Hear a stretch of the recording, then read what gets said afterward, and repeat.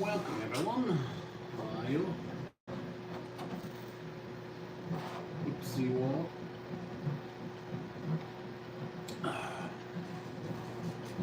Hope everyone's doing okay today.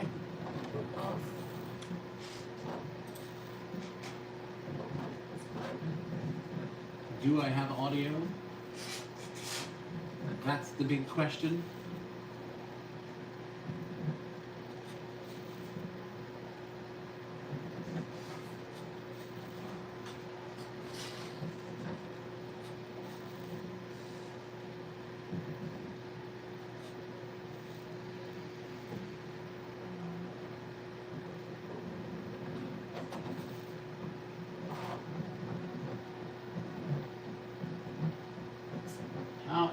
How is the audio?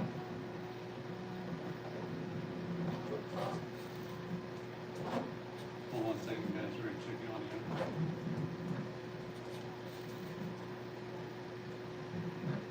Go online and make sure audio is good.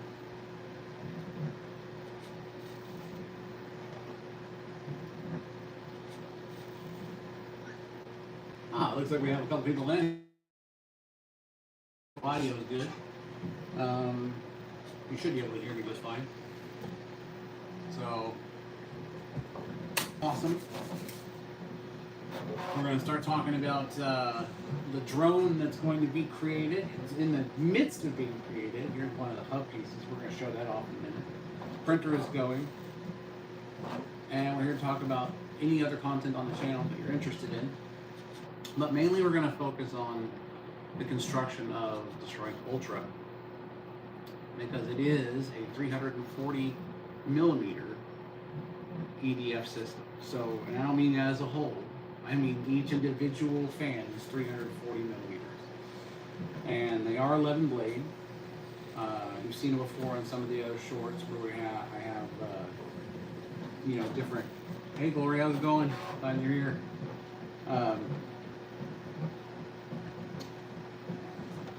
Basically, I've set it up to where this was, it used to be a 22 blade configuration, but I was going over the dynamics and I dropped it to an 11 blade for the horsepower on the motor that I'm using, plus 11 shorts for pushing air straight down past the outrunner to make sure we get it cool. So basically all the printing has begun. There's blades being printed right now for this initial fan. You've all seen some of the other shorts where I have fans that are basically, I was testing on a bucket because that was the only rig I had to actually test them on. And it was actually pretty funny because it worked out well as a test rig. You know, it's like everyone's wanting to, I want to put together an extruded aluminum rig so the engine can float and I can test it. But you know, when all you got the bucket, it'll work. So that worked out well. On another note, we also have basically, so here's the hub, how the hub is designed. And hopefully you can see that fairly well. And you have these slotted areas. Now I went with straight Bamboo Lab PETG. And I've already noticed between this and the Creality that I use that the supports were much easier to remove on this system. Much easier. So that was definitely a deciding factor in using Bamboo Lab. And I also kind of wanted to make this exclusively a Bamboo Lab PETG build. So this is one hub. It's roughly 15 hours to print. It has a 30% gyroidal infill. I explained that in one of the shorts. And the reason for that, and it also has like a 6-wall loop, as you can tell on the bottom. You can see that the primary outer layers are 6-wall.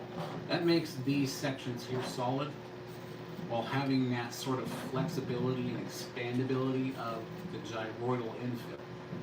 And that gives this the ability to expand, which is why the fans don't explode at high RPMs. That was one of the things that I had to figure out early on. So That's how that's designed. The blades themselves, you've seen them before on some of the shorts. You've seen the white fan that I did that had the long and short blades. And basically the idea is we're doing the whole thing. Just like I had said before in many other videos and in many other shorts, this is going to be a completely clear PETG drone. It's going to be, and it's going to hold a lot of Arduino lights. You can't hear me?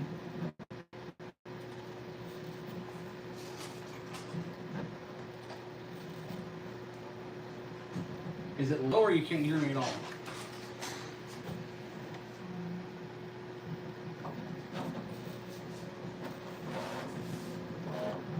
Glory, can you hear me?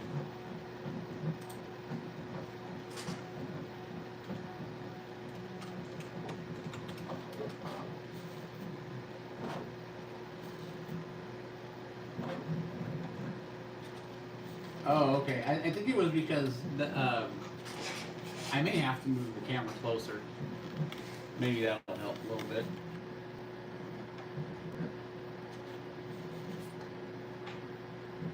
Because I don't have an external mic that I have hooked up to this. It's more or less just,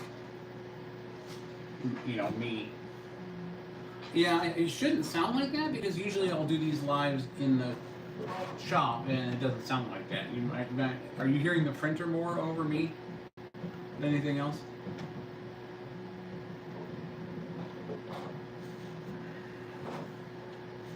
This is why I need a lapel mic. I'm wondering if I can change. I wish I could, on the verticals, I wish I could change the input from the phone to my NT1. I'm not sure if I could do that on doing a vertical live and having this. I'd have to Bluetooth. I think I'd have to Bluetooth the phone to the soundboard in order to use the microphone. So I'm hoping that's a little bit better. I'll try and make sure you guys can hear me a little bit more and pull it in just a tad more. No, you're getting closer to me. Is that better? Let me know if that works better for everyone.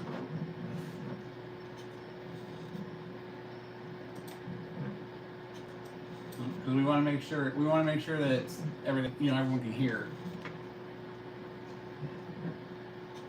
How far away? Like in across the room kind of thing? Or it should be using all the mics.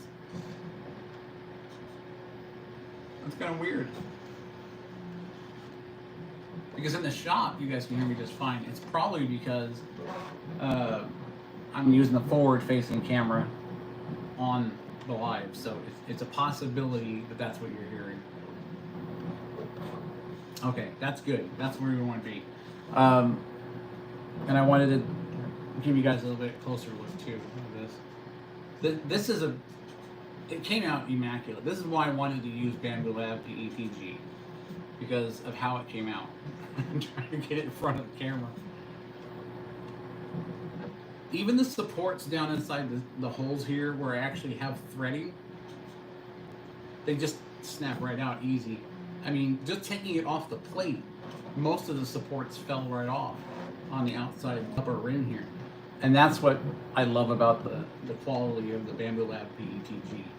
So everything on this drone, 28 kilograms of PETG is going to be on this drone. This drone is going to measure 5 feet by 5 feet with 4 340 millimeter fans running 70 motors, 18S, 75 volts per motor, 120 amps on each ESC.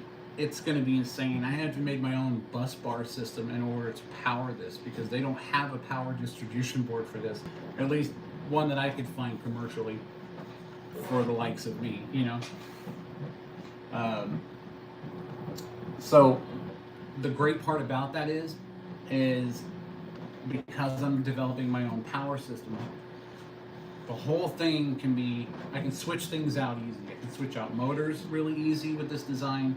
I can switch out ESCs, anything I want to in the power distribution system and the actual flight controller, which is actually a SpeeDB F405 wing, is going to be the system that I use to actually control it, is all powered independently through that bus bar system. The SpeeDB actually has its own external 14.8 volt, 800 milliamp LiPo battery, and that's just for the sake of having the control system separate from the main power system of the motors. Everything will have a common ground, but realistically, what's going to end up happening is we're going to have a separate power system for that flight controller. That gives me some redundancy in the fact that if I start to lose power, I still have control. If my power starts to sag or have any voltage dips or anything like that, I can bring the thing down and it's not going to affect the flight controller to the point where it resets it and you lose control. So there's sort of a redundancy of power for the flight controller. With the size of this drone, you can pretty much fit any equipment you want on it. I mean, it's just real simple. If you've seen any of the shorts I've done on the 340 millimeter spin ups or construction updates or anything like that on the shorts or videos, you're gonna see how I put this thing together. And the whole idea behind this one being, like I said, all PETG, is because I've created, obviously, not just the fan, but the entire body, all the ductwork, the porting for all the carbon fiber rods. And these are 20 millimeter carbon fiber rods with a 16 mil inner diameter. So they're pretty thick and they're pretty strong. There's 10,000 millimeters of carbon fiber tubing going through this body structure. It is a massive, massive drone. And that's why it's going to take roughly 28 kilograms of PETG. The thrust output on each motor, of course, is accurate and adequate, of course, for lifting that much weight. That's the way I designed the motors. We're looking at a little over 9,000 RPMs per motor at 340 millimeters. So the tip speed is good on the fan blades. The load is good because we've taken it down to 11 long blades and 11 shorts for cooling. And the overall design of the drone is a standard X-Quad style drone. This is for a flight worthiness test. It is going to take a very long time to print this, but it's definitely going to be worthwhile. I'm going to have you guys go along with me on the journey. You can now do memberships if you want. We've got the super chats and stickers, I think, set up so that we can do that if you guys have a specific question, or if you just want to use the stickers. I don't know. I've never this is my first time doing this after, monetization. So I'm sort of new at it. So hopefully I got everything set up. There should be a link in the description for memberships if you are interested. Because later on there's going to be some more in-depth build videos that I want it to kind of be members only, because it's the kind of content that people are really going to be interested in if they're into this. And not just passing by watching something cool, but actually getting into the meat of the build. So that's what those memberships are for, and it's for those people who are really interested in understanding the construction, seeing how the design works, how I came up with each part of the design, so on and so forth. And there's also going to be some sections specifically for the members to go in, see posts, updates, things like that. If you choose to become a member, it's totally fine if you don't want to. I get it. I understand. If it's something you want to do, it's something you want to do. If it's something you don't want to do, that's great. But again, being new to the monetization, I assume you guys have chat buttons and stuff like that and stickers. I hope everything looks good on your end. So, with that being said, the way testing is going to go first, initially, in this, is it's going to be as I build each fan. So in other words, it's going to be what you saw on the test stand if you watched any of the shorts with the 340 millimeter spin ups. And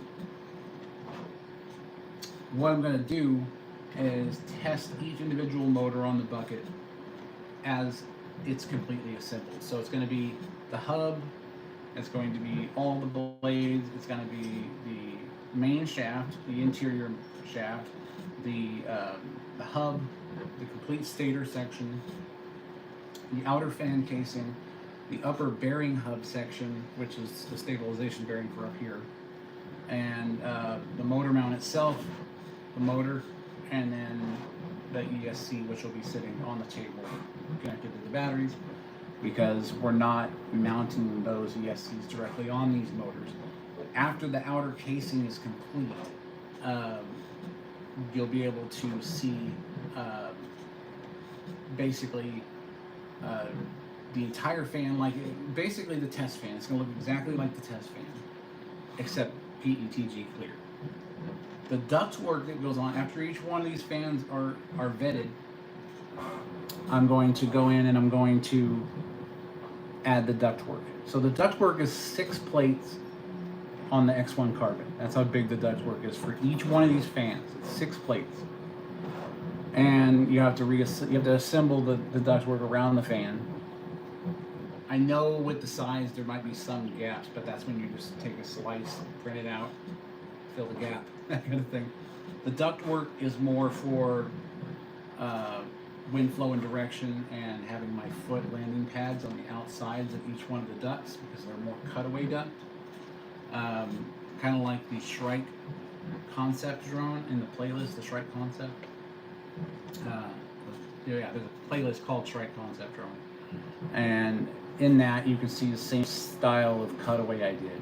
Because when you're dealing with a flight controller, when you're dealing with EDFs, when you're dealing with trying to compress air, push it out quicker, you don't want to lower the nozzle to a point where you have internal compression inside the aperture, the thrust aperture. And the reason for that, as anybody who's flown drones before can tell you on a flight controller, if you do that, if you restrict that airflow, the thrust coming out of the bottom is going to be different than what the flight controller is going to ideally think that's coming out the bottom. And it's going to adjust the RPMs accordingly. It's going to basically interfere with the PID loop inside iNav that you've got set up, or whatever, whether it be Ardu Pilot or anything like that. It's going to mess with that PID loop. So an unrestricted linear flow straight out is what we're going for, which is why we were going for the highest RPMs possible.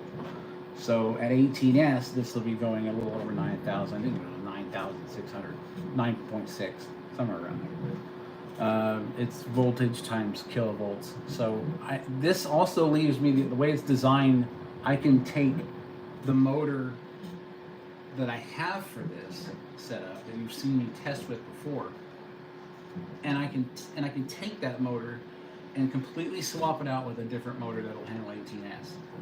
And the only change I have to make is to the motor mount itself and its bolting pattern.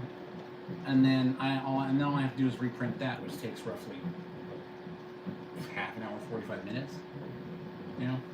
So the modularity behind that, the ability to kind of pull a motor out and go, let's try one with a slightly higher kV, see if the heat management is good at 18S, and go from there. Why I'm staying with the motors I'm using now is because they've proven themselves to be very good, and it's they're just normal flipski motors for an actual off-road skateboard, I think it is. So they have a high torque. They're about 110 kV. So it's a good balance right now at 75 volts with the RPMs. If I need to go higher, I need to get a bigger motor. We're talking MAD components type stuff. The MAD components ESCs are actually what I'm using to power the Flipski 7070. And that is because it'll give me the full 75 volts out of the motor 120 amp ESC. The motor's full discharge rate is basically, or maximum current draw is 100. So I'm underneath that safe limit. And this is why I had to create my own power distribution system, because now we're talking about close to 500 amps constant current out of the pack. There is another way to approach that. You could plug in each motor individually under its own pack or own set of packs, being 18S. But that would mean you'd have to have 3 batteries per motor. So you'd have to have 12 batteries on the system. And for testing purposes right now, I'm on lithium polymer based systems. And I'm not wanting to go past that until the flight worthiness test is done. So short flight times with 1 pack and a power distribution board is totally fine. If I want to go forward later on and do separate packs per motor, we can try that too. That's a good experiment. But you don't want voltage sag on one set of batteries and then you got a motor drop out on you. You got issues. If everything's coming off of one power system, it's much easier to control and much easier to manage. Excuse me. So, that being said, I do plan on switching to hydrogen. I've been talking to a couple of companies about a hydrogen fuel system in that voltage and amp range that I need, and the tanks necessary to run it for a specific amount of time. And that is for the end result of this entire project, which we will get to later on. But right now we're doing the build of the Shrike Ultra's first initial flight-worthy drone, which we're going to test in the field. I wish I could do it live where I'm going to be testing it, but I can't because there's no signal out there. And it's the safest place to test a drone of this size. It's going to be 70 pounds fully loaded, and it's going to be 5 feet by 5 feet. And that's a big drone. So you want to make sure you're in an open area, a safe place to do it, and that you obey FAA regulations. So obviously line of sight flying, never go above, your ceiling's 400, but I'm keeping it well under that, maybe 50 feet first, just to be safe. And then we're going to check maneuverability. We're going to have a bank angle set, so we don't have to worry about this thing flipping itself over or having any kind of problems during the initial flight. But the idea is you make sure that you have, safety in mind. And that is nobody around, you're in any field, you're keeping it line of sight, you're keeping it close by, you're far enough away from it to where if a fan fails, you're not going to get hurt, that kind of thing. So we've tested this fan a lot using the same type of material, though it be from a different manufacturer, was Creality, and they make some good filament. The layer adhesion I found with theirs is pretty good. It's really good, actually. Because when I did finally get a crack in one of the blades on the test fan, we ended up having the crack go across multiple layers, so there was no adhesion issues of the layers. There wasn't any debonding of the layers. When one of the bearings flew out of the motor and went up and hit the motor and then came back out, or one of the blades, it took 2 significant little chunks out of a blade set, a long one and a short one, and it caused a crack in one of the longer blades, but we didn't have any layer separation. Even where the bearing had hit, the actual blade looked like like a texture of concrete when you break it off. There was no problem with layer adhesion at all. Creality did a really good job with their PETG. But because I've had really good experiences with Bamboo Lab brand PETG, that's what I went with. So, and you get a little bit off if you're buying almost 30 kilograms of material. So it seems like a lot, but it's definitely cheaper than doing it the other way. And I wanted to stick with exclusively with Bamboo products because realistically I wanted to kind of push what the X1 carbon could do. So You know, if Bamboo Labs goes, oh, well, let's see what he can do as an H2D. I'm not gonna, you know, tip my nose up at that. I'm send it on over. I'll give it a shot. But with the functionality of the H2D, other than the volume of the build plate being bigger, I didn't really see any extra functionality that would help me in this particular project. Now, I could be wrong because I don't have the H2D, and I don't know what experiences people have had with it. But I can tell you that if I had one, I would see how it would help. Other than build volume, for me, all the other bells and whistles, the laser cutting, the laser burning, things like that. Great for branding if you're doing specific projects, things like that. But maybe not just for printing big pieces for a drone. You might be buying more of a machine than you need. Now, I understand that there's different modules to it you can get, so if I don't want the laser cut, if I don't want this, if I don't want the nylon sticker cutter and stuff like that, I don't think I have to have it. It having a dual head for support, one for support material, one for actual material that you're using, that's all I would really use it for on the dual head. I assume that's why they have it dual head, it's just so one is support. Or you can just run different colors. I don't know how that works with the AMS because I don't have one. But I'm hoping that one day I can get one and see what it does.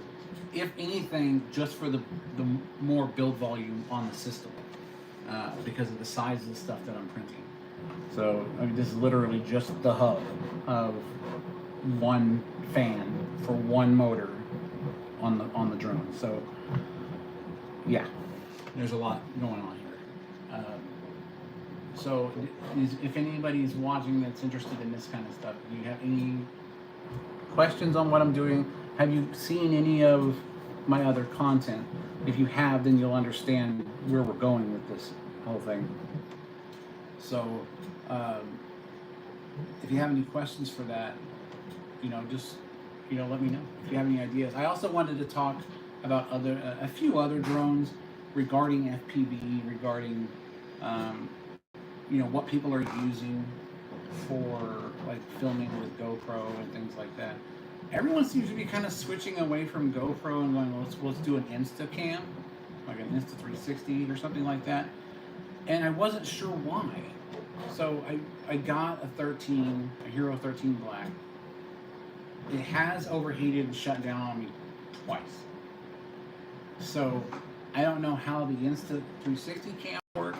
I don't know if they're better as far as heat mitigation, but and I also don't know comparably how they are as far as quality is concerned when it comes to video or the capabilities of the camera. So that's something I want to investigate because I want to know. I may pick up an Insta360, start filming that with that a little bit. I do want to build a drone. I have a body for out there, 5 to 7 inch, to lift the GoPro, for the purposes of having an aerial platform that's filming widescreen when I take off with this drone. Because I don't want it to be just from the ground, because it's going to be filmed from the ground, but I also wanted to get filmed from the air. So what I'm worried about is getting the camera up there, and then while I'm prepping the drone to get everything ready, then the camera shuts down because of the heat. So I don't know if I'm supposed to like turn it back in if it's doing that, or if I got a bad one, or if it's just something that happens all the time. I don't know. But if any of you have suggestions that are into FPV, that are into drones and stuff like that, what kind of camera should I use when I'm wanting to get those cinematic shots that's light enough to go on the drone that I'm building, like a 5-7 inch drone, right? And why isn't the GoPro something? It seems more like an action camera that you keep on yourself. You see it on a lot of people who go swimming or skiing and things like that. And their cameras don't shut down because it's cold outside. But when you're in a warm climate, it'll shut down pretty quick. So I'm interested in finding another camera solution. or not only filming on board the Shrike Ultra, because I definitely need some onboard camera for that. But for filming from above, without having to go out and buy an expensive DJI drone, just a drone that I build and that I set up there and just to film. And realistically, the idea is if you're gonna, invest in a camera that has, or a drone that has a good camera on it, you're gonna want to be able to do some cinematic filming. Now, you could get some pretty expensive cameras to do that with, but that's not my budget. So let's consider the options. I have a Hero 13 Black. That is basically what I've been experimenting with in the realm of action cameras, things like that. I don't know how much better the Insta360 is going to be based on the fact that I don't have one.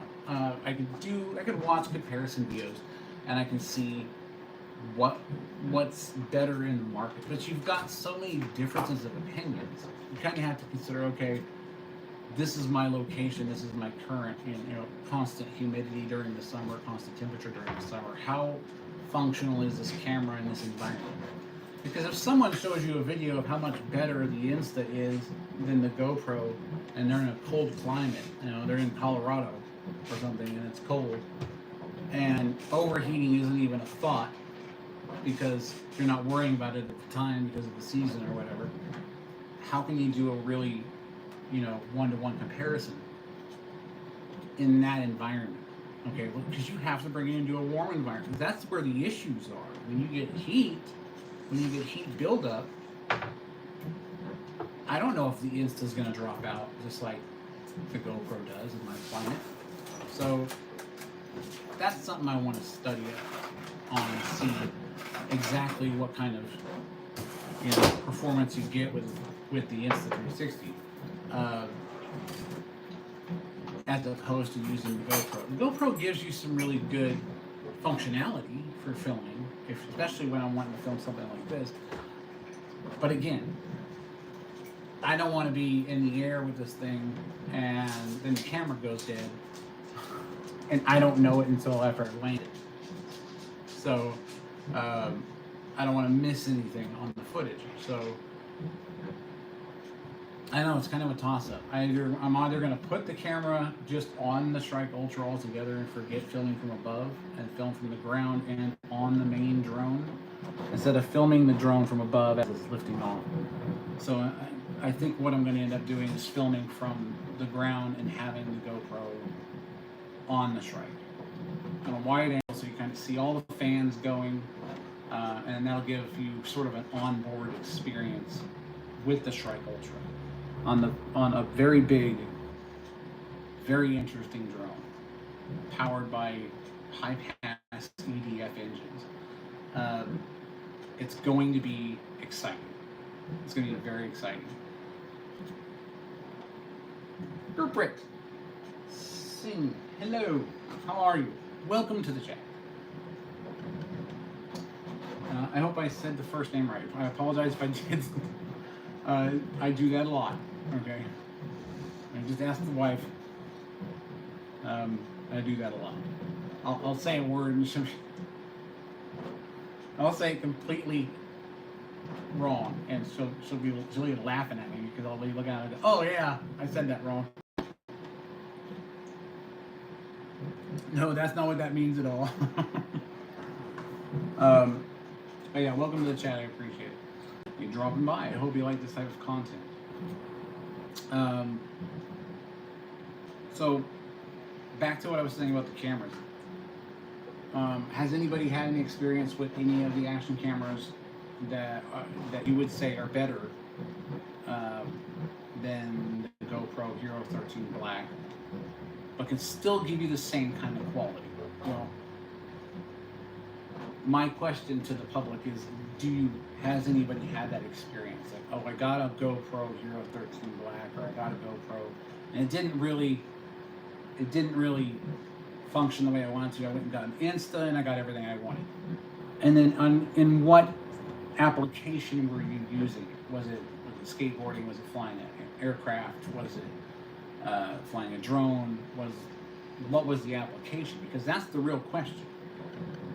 How does a camera accommodate you in what you're doing? Well, obviously I'm going to be doing some from ground to air cinematic filming. Can't really zoom in with a GoPro, so that's where the phone comes in handy. But for that onboard wide shot in 5K, the GoPro will handle it on the actual Shrike Ultra. I don't think its weight will have any issue with the drone, considering that 70 pounds total takeoff weight is, I think the GoPro is going to be just a little bit have an added weight, but I don't think it'll make much difference. So most of this, like I said, most of the spin-ups were done with this motor. They were all done on the bucket. They were all done with 48 volts, and they were all done at over 5,000 RPMs. And this is a completely 3D printed EDF system, with the exception of the drive motor, obviously, and bearings. The obvious stuff. Bolts to hold it together, that kind of thing.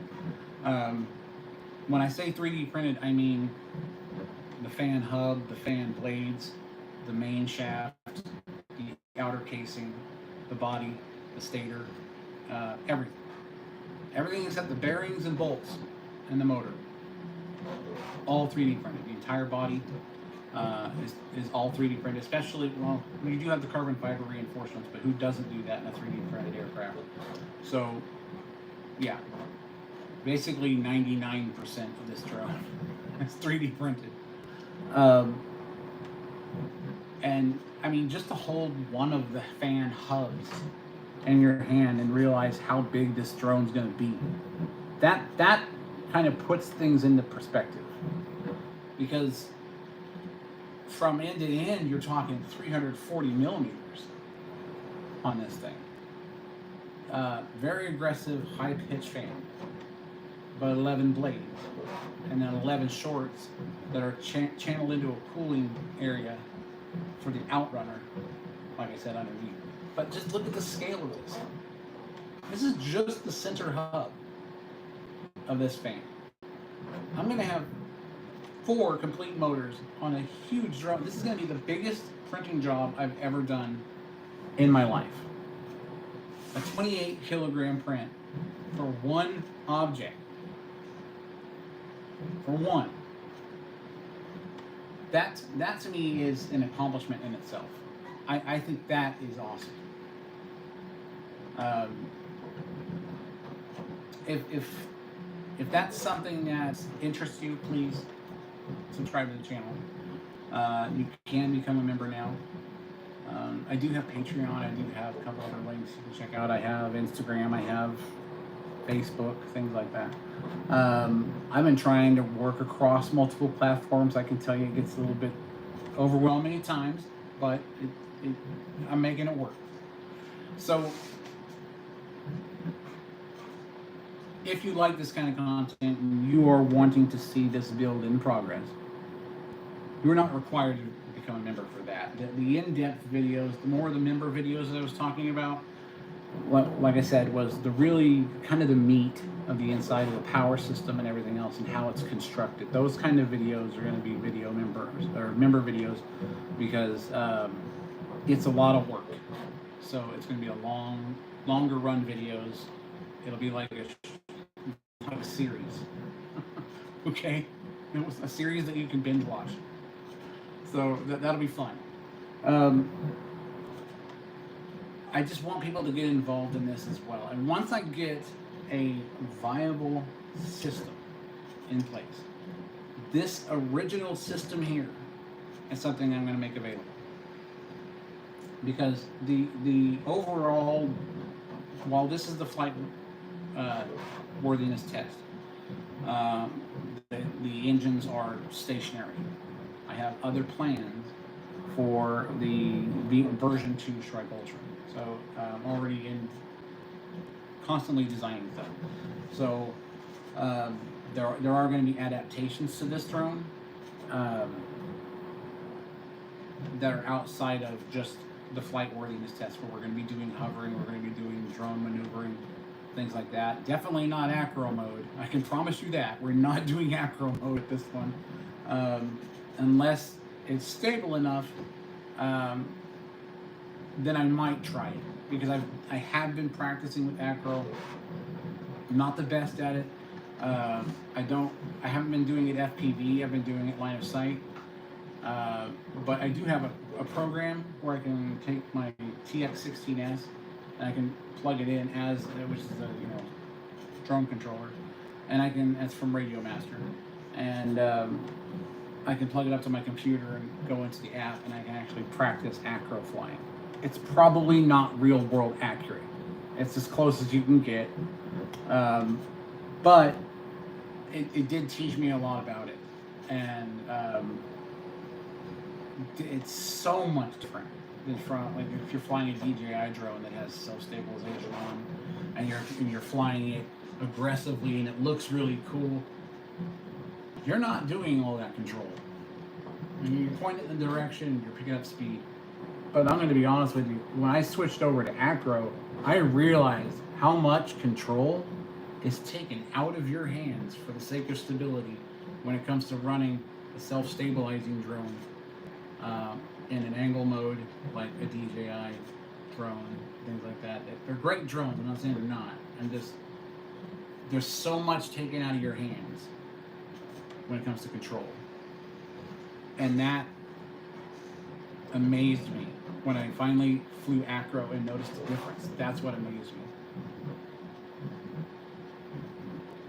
Give me 1 second. I need another form of caffeine that's a bit cooler. Hold on 1 moment, please.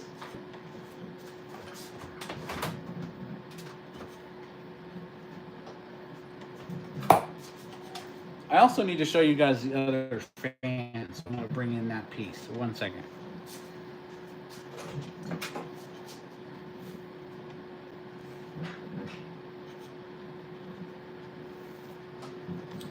Okay. So.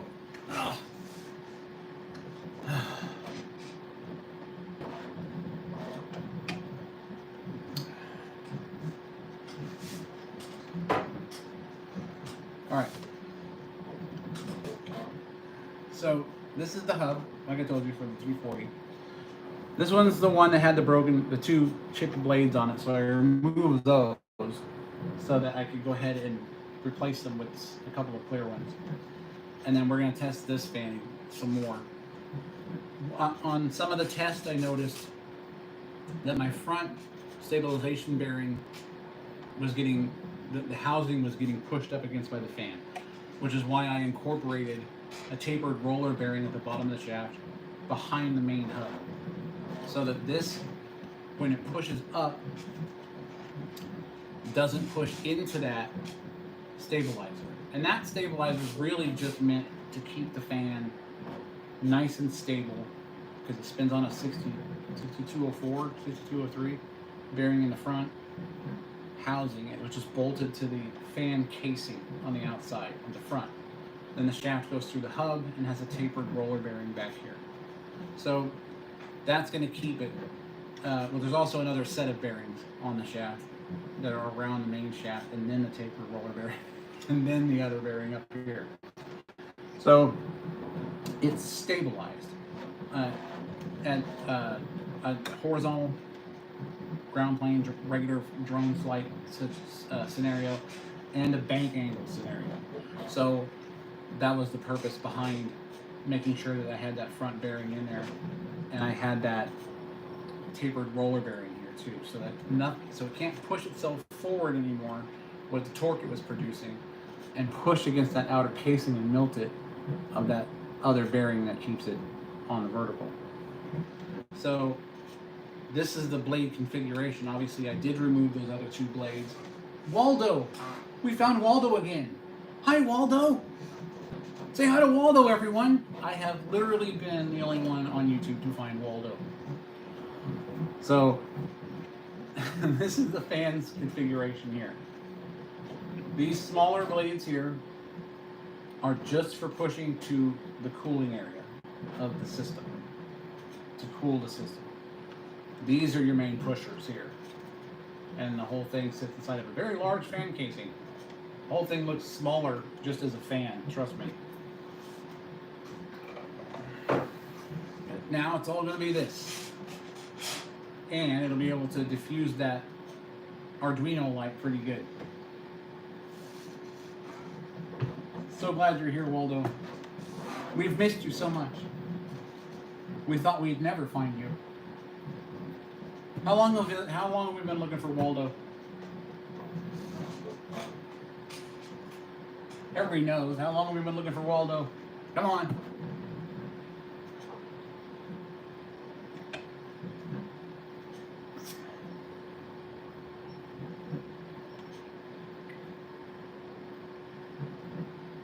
That's the thing, I'm telling you, we found Waldo.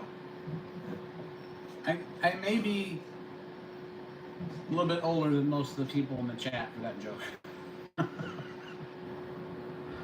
If anyone's ever, seen the Where's Waldo. Anyway, my point is,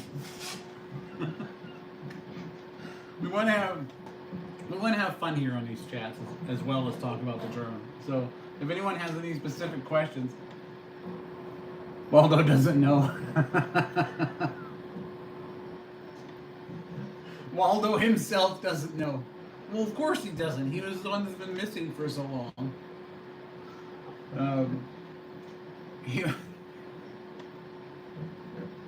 Was he abducted by aliens? That's why we couldn't find Waldo.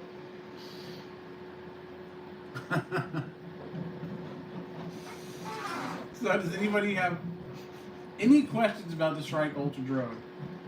I don't know. You've seen some sort of sneak peek pictures of it on a couple of shorts that I've done, and I don't know if I did a video on it yet. Just a couple of shorts. I want to do a longer run video, but while we're here, why don't we all go see if those super chats and super stickers work? Shameless plug, but I have to try.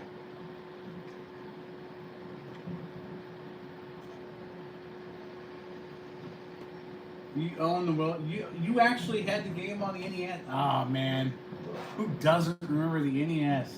I remember the first time we got it, man. Popped out Super Mario Bros. And just days of playing that thing. Days. Never even left the garage. We had it all set up on a big screen TV and everything. And back then it was a projection screen TV, so it was as big as 3 refrigerators. And just as heavy, but it made the game fun.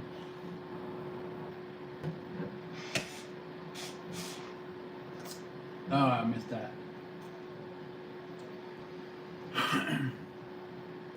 Bake in the morning?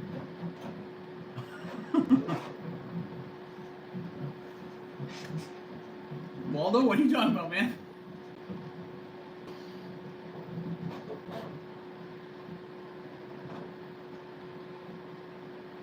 What do you mean, Waldo? Elaborate on the question. He's laughing at me. You know it. Come on now. Don't be setting me up like that. He's all big in the morning. No, not really. Depends on what you're referring to.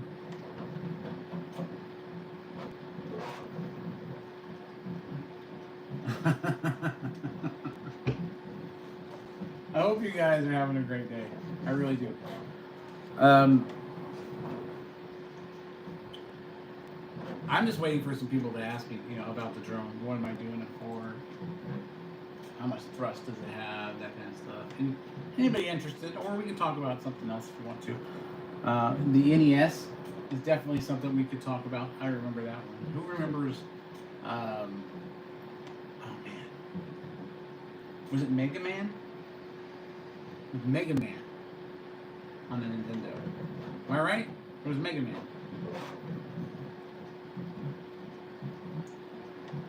The original Final Fantasy, before it was dipped in anime and resold.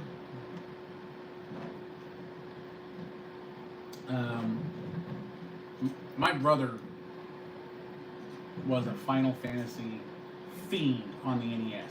Okay, he knew that game in and out. He could probably still explain it to you, and I still don't understand any of it.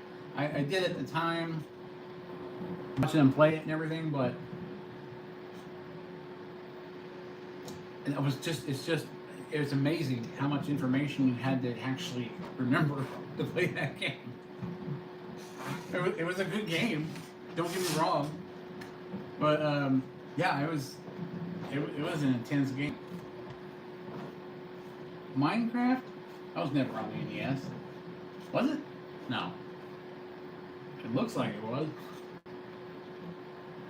I don't know. I've never been a Minecraft guy.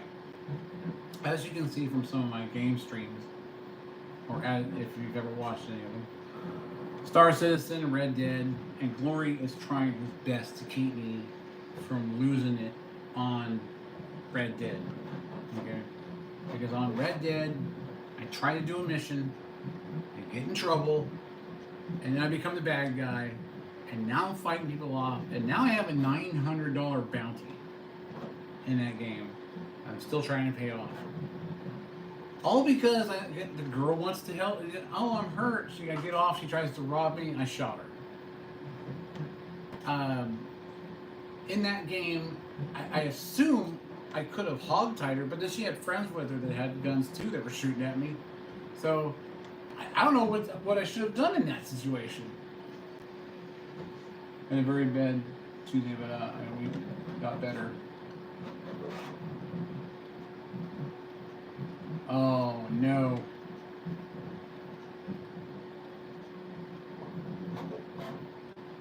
Oh man.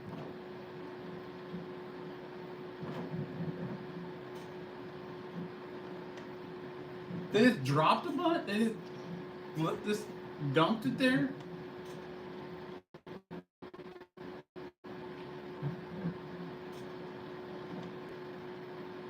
Wow.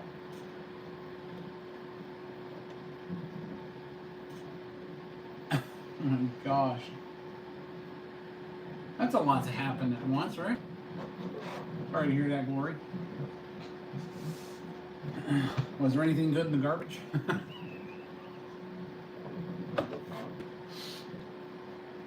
Sorry. Old California tendencies.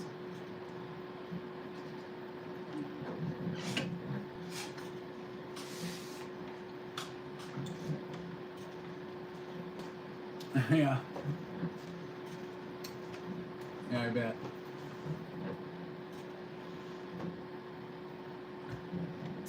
I'd say look through there and see if there's any copper, man.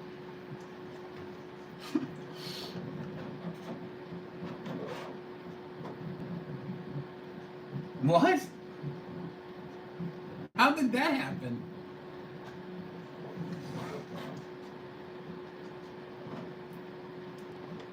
The guy at the dump ended up taking the bench.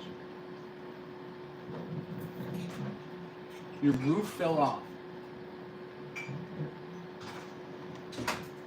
How does that happen? How does the roof just fall off?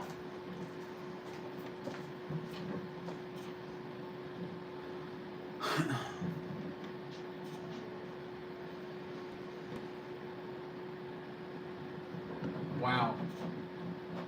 That's a heck of a week, man. It seems like your Monday hasn't even ended yet. And it's Thursday.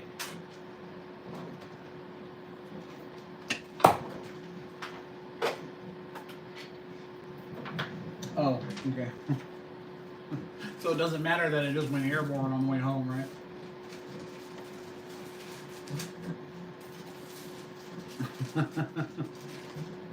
Where did it end up? Like just middle of the road, or just like off to the side, or did you like look through the back window and see this or mirror and see this roof flying off and thought, it's cheap, I'm going home.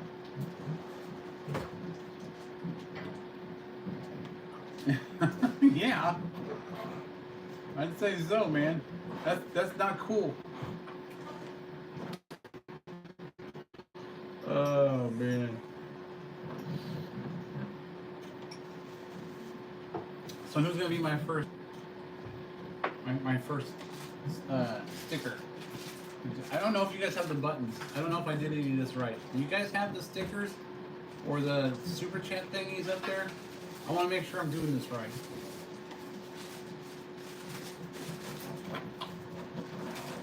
Because I don't know. I don't know if they're working like they're supposed to. I think I have it set up right, but I'm not sure.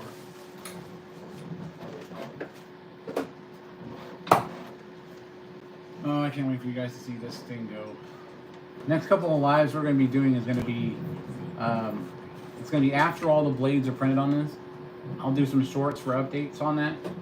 And the next live I'll do, I'm going to show you guys how I assemble this fan.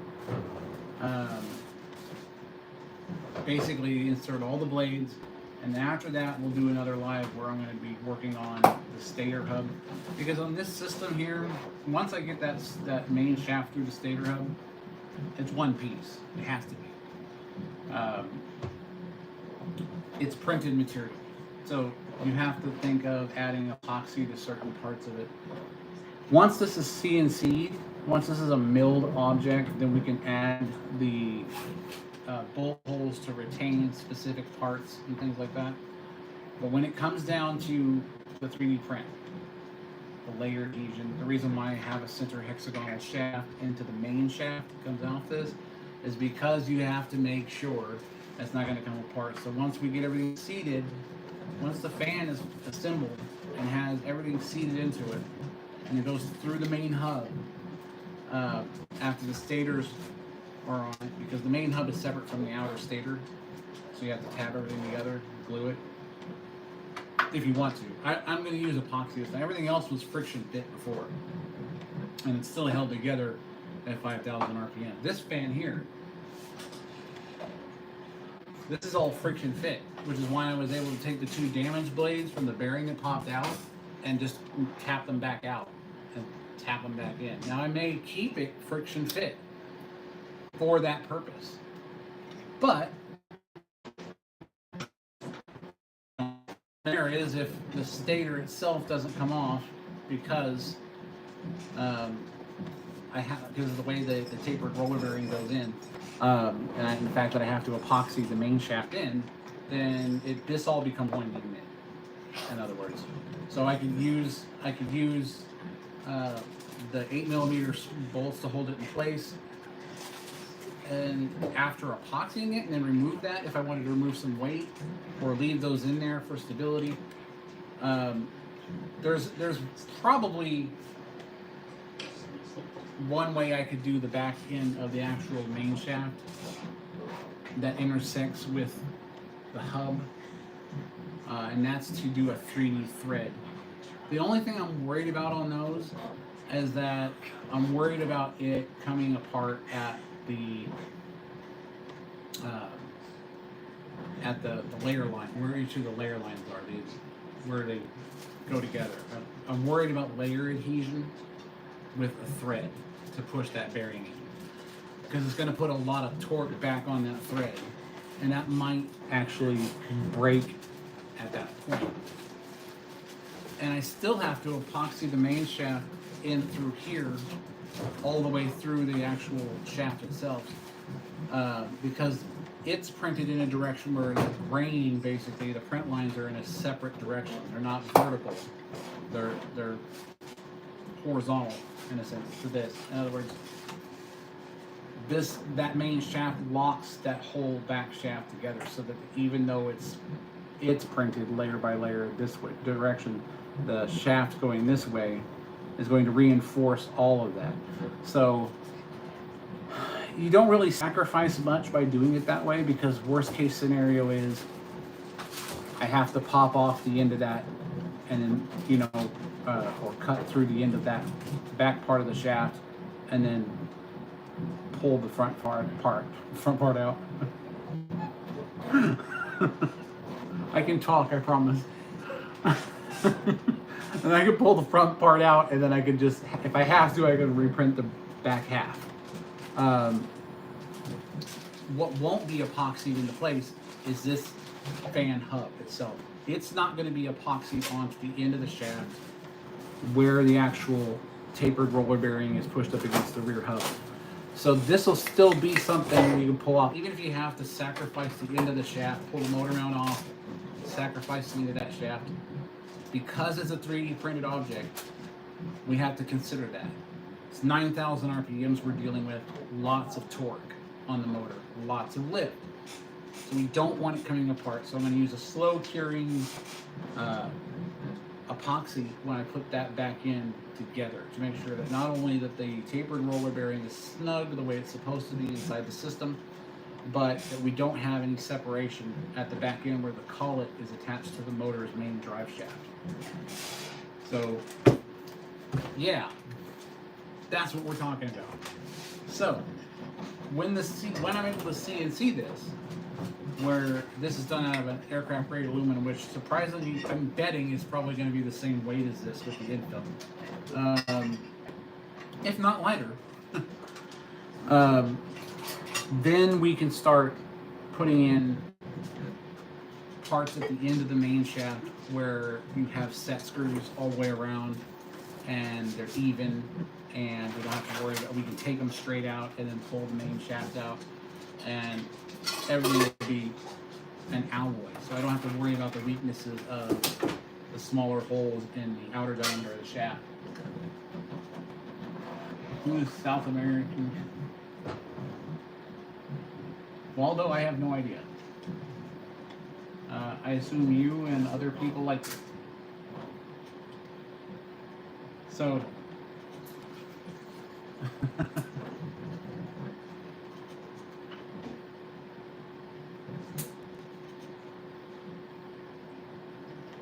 I still don't understand the questions. Are you talking about the language?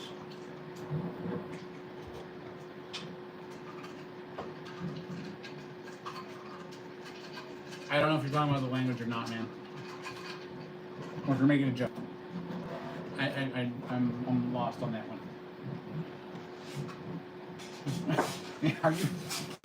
What are you thinking about?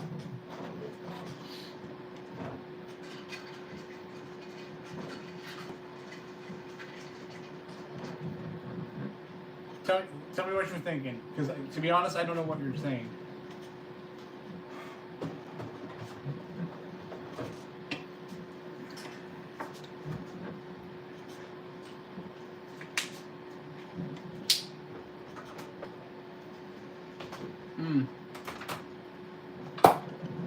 So he's not understand. He seems to understand me fairly well.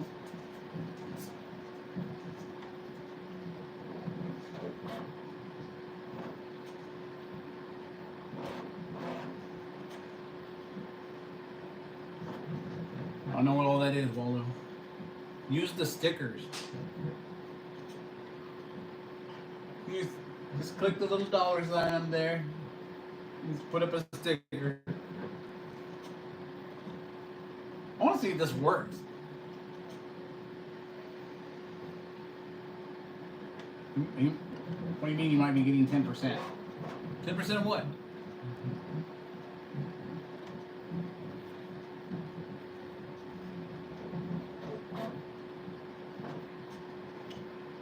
They're confusing me right now.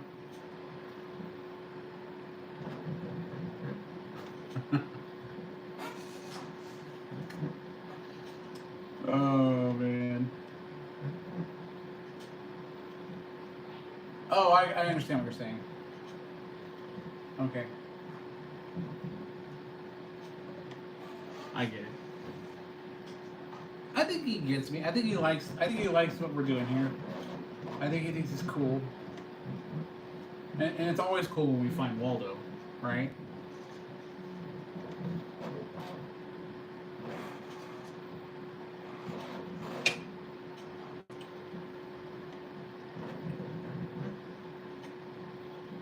I don't know what that means, Waldo.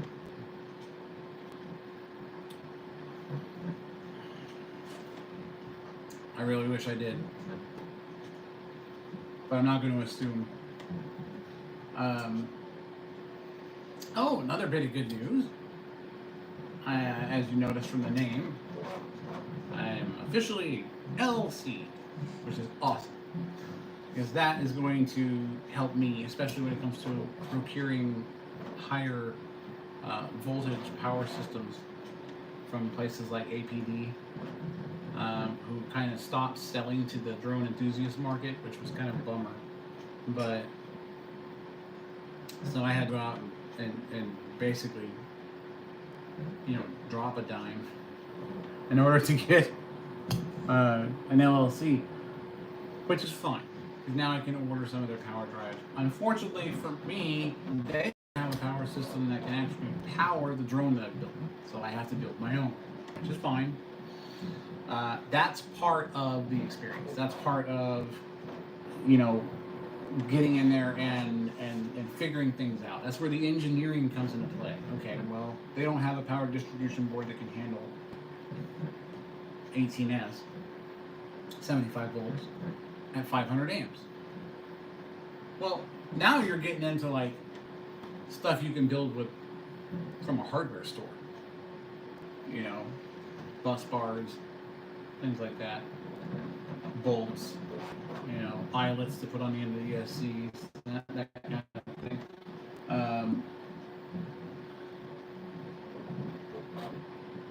I understand that, Waldo. Basically what I was saying is we're getting into the realm of not only just building the drone, but its entire power distribution system. Not something I expected to do, because I kind of wanted to do this off the shelf, which still will happen with the Shrike XL. Now the XL is the 170 millimeter version. That's something you can do with a 22.2 volt system, or even a 48 volt if you want to run that.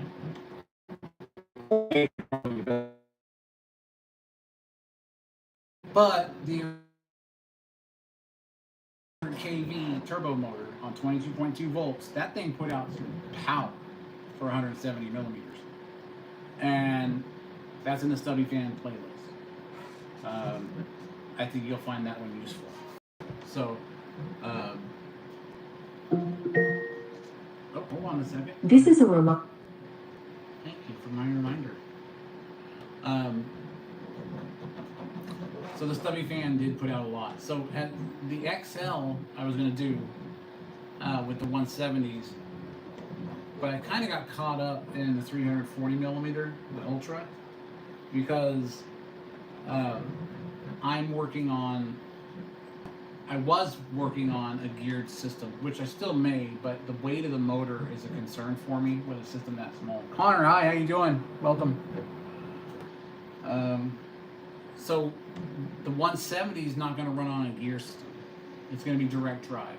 And it's because the gear system that I need to make for it, for the RPMs I was wanting to push before, have to be done out of an alloy. Cannot be done with 3D printed materials. They don't last long at all. Okay. Even nylon 6 was eating itself up. So, and with the size of the motor, I was kind of getting outside of the realm of what I was going for. So on that one, you can run standard 600 to 800 kVs off of a 48 volt ESC if you want to run 48, which works. But the reason why I use the 48 volt is to give me plenty of overhead. You can get away with an 80 amp. 12S ESC and a 600 kV or 800 kV motor from Turbo, which you can get on Amazon, and then the Shrike XL will actually, it's something we can build. That's something I want to build and put out there for you guys. The Ultra's got a different story behind it, so it's going to take a lot longer to build. That's why I want to do this live, because what you're going to end up getting from this point on, besides a flight video, because we are going to fly the wing. The wing is done. I was just waiting for a cooler day to go out and do it. And it looks like it's going to start cooling down here pretty soon, hopefully. At least into the lower 90s, or upper 80s. And I'm going to take the flying wing out to the field and do a video for that one. And see how long it lasts. And then, like I had said before, we're going to make it bigger. So we are going to end up making that bigger. Again, anybody who is interested, you can join the channel now. I have the membership set up, and I have the super chat stuff. So, do you guys see it? I want to know if I got it set up right. Let me ask my wife if she's got it, if she can see it. Let me ask her. Can you see the super chats and stickers?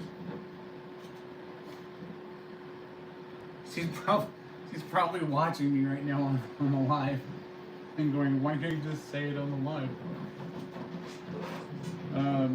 So yeah, I'm just wondering if they're up there. I see a little, like, something different for me, like on the overall chat. Okay, this does say show your support. Okay. What is that? What is that? Did you have to pay for that? Or is that a free one? What is that? It looks like a cat or something. Or a surprise gerbil.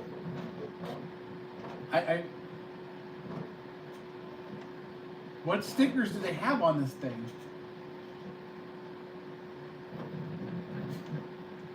Yeah, but that was a free one, right? That wasn't like a super sticker or something like that? No, not those. I'm talking about the, I think it's under the $sign thing. I just want to make sure you guys can see it, so I've got it set up right.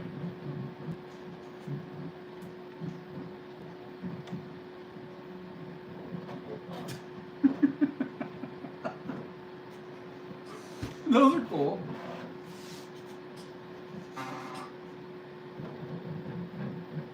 Those are funny. So, Stacy, my dear, do you see the little $sign thingy next to your chat? I want to make sure I got it set up right.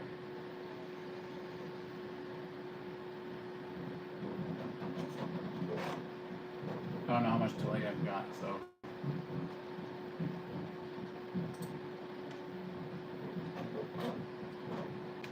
Oh, it is working. You know she's gonna make me give that back to her, right? She's gonna be like, give me my $3. Is that a chicken? That's awesome. Yay! First super on live stream. Woohoo!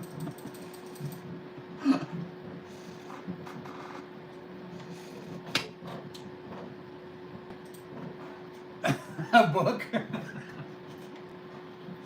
I always buy you books. Like, I buy you whatever book you want. I even found old books for you that don't even exist anymore. Well, most of them do exist still, but you have some pretty rare ones from that professor. What was the name of the rarest book that I got you from that professor? There was a... Where did he... I forget. Where did he work again? Was it California State?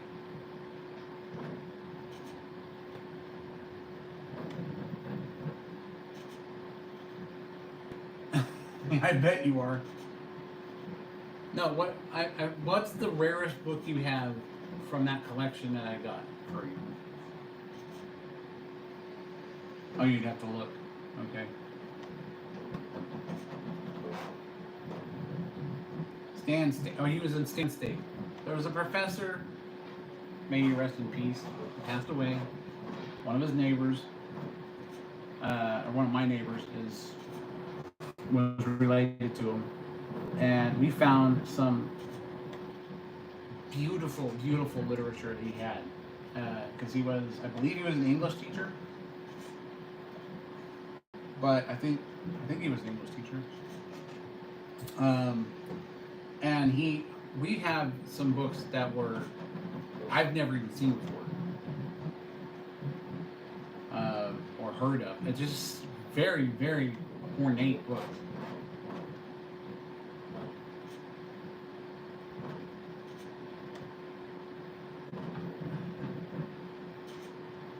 Wait, hold on. You actually could.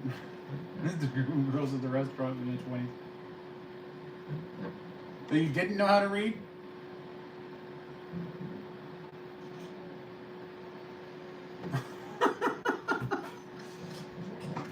Wait, so you're a manager, and you managed to convince them that you did not know how to read.